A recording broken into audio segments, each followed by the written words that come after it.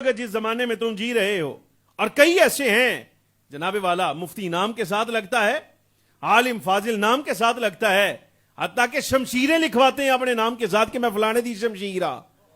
میں یقین جانو اس وقت عقیدہ اہل سنت کے وہ غدار جو اپنے نام کے ساتھ شمشیر لکھتے ہیں، سچی بات ہے شمشیر نہیں بلکہ کھمکیر نے ہیں سارے. کھمکیر سمجھ دیو اے کوٹا نہیں لائی دا جی دن نال یارا، نہیں گزارش سمجھ آ رہے بھائی. لکھے پڑے عقیدے سے جو بندہ اعتزال کرے، یہ تو اہل سنت پر اللہ رب العالمین جل وعلا کا فضل تھا. آپ یقین جانیے خوارج نکلے نا جس وقت، انہوں نے اپنا عقیدہ خود گڑا. توجہ درکار ہے.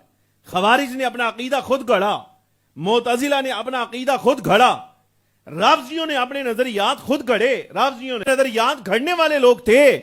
پوری روئے زمین پر اگر کوئی مسلک ایسا تھا جسے عقیدہ اللہ نے وہ دیا ہو جو رب نے آسمانوں سے نازل کیا، وہ صرف اہل سنت و جماعت ہے. بس ہائی کوئی نہیں.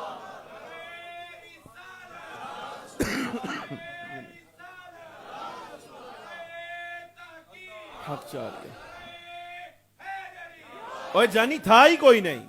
یہ سارے بعد میں پیدا ہوئے ہیں جن کو لوٹا کہا ہے، یہ رافضی، معتزلی، یہ ملحد، یہ سارے کے سارے بعد میں آئے ہیں.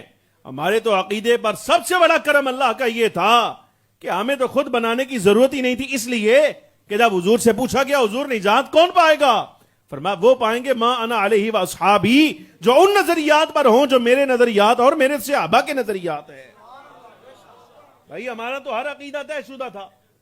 یعنی ہمارے نظریات میں سے آپ علم غیب کے بارے میں بات کریں، آپ اختیارات حضور کے بارے میں بات کریں، کسی نظریے کے بارے میں آپ بات کریں، صحابہ کے بارے میں، آل بیت کے بارے میں، عقیدے کی کوئی جزئی آپ اٹھائیں، کوئی مسئلہ اٹھائیں، ہمیں یہ کہنے کی ضرورت ہی نہیں تھی کہ ہماری تحقیق اس میں یہ ہے.